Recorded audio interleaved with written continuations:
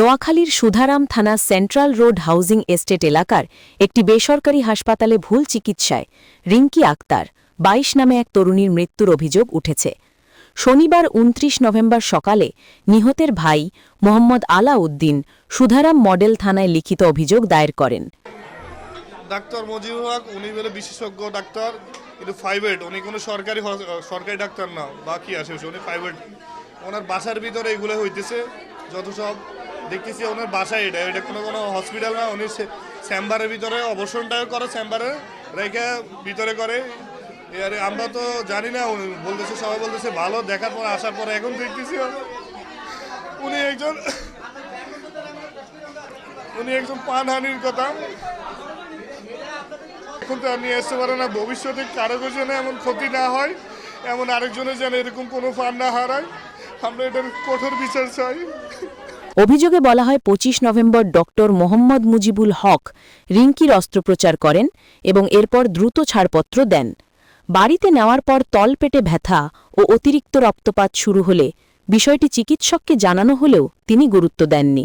অবস্থার অবনতি হলে শনিবার সকালে রোগীকে পুনরায় হাসপাতালে আনা হয়। এখানে যে রোগীটা মারা গেছে এটা হলো একটা সাধারণ টনসিল অপারেশন, এবং টনসিলটা খুব বড় ধরনের নয়, যেটা বড় হয়ে গেছে, এটা ক্যান্সার হয়ে গেছে বা অন্য কোনো সমস্যা না, অত ছোট অপারেশন। বাট নাকের পলিপ্যাস দুটি অপারেশন করাতে এখন এখানে আমাদের ধারণা হচ্ছে যে টনসিল অপারেশন যে করছে এই ডাক্তার মুজিবুল হক সাহেব অপারেশন করেন নাই, উনি হয়তো ওনার অ্যাসিস্ট্যান্ট দিয়ে করাইছে।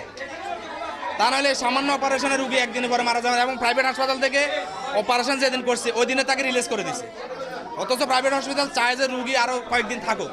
তার মানে মিস অপারেশনের কারণে তারা রুগীটাকে দ্রুত গতিতে এখান থেকে পাস করে দিচ্ছে, যে মরে গেলে বাড়িতে মরে যাবে, যে এখানে হয়তো কন্ট্রোনালি কাটে ফেলছে বা কোনো বড় ধরনের কোনো প্রবলেম হওয়ার কারণে তারা যখন বুঝতে পারছে তখনই তারা রুগীটাকে রিলিজ করে দিচ্ছে।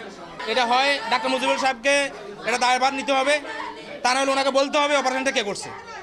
তবে কিছুক্ষণের মধ্যে রিঙ্কির মৃত্যু হয়।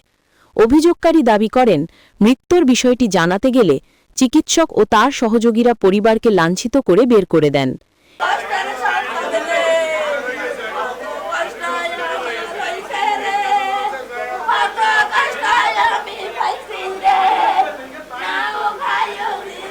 যতটুকু শুনছি বা জানছি যে সে গত বছর এখানে টনসিল অপারেশন করে, ডক্টরের ভুল চিকিৎসার কারণে তার গলার কাটা যায় এবং অনেক রক্তক্ষরণ হওয়ার পরে কালকে যখন ডক্টরের সাথে যোগাযোগ করে, ডক্টর বলছে যে নিয়ে আসার জন্য, সকালে চেম্বারে নিয়ে আসলে এখানে অনেক রক্তক্ষরণের মাধ্যমে সে মারা যায়।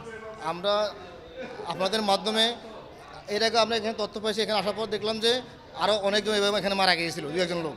আমরা এটা একটা সুষ্ঠু তদন্তের মাধ্যমে সুষ্ঠু একটি বিচার চাই, যেন আর কোনো মারিকোল এভাবে খালি না হয়। এই ঘটনায় এলাকায় চাঞ্চল্য সৃষ্টি হয়েছে। চিকিৎসকের মন্তব্য পাওয়া যায়নি।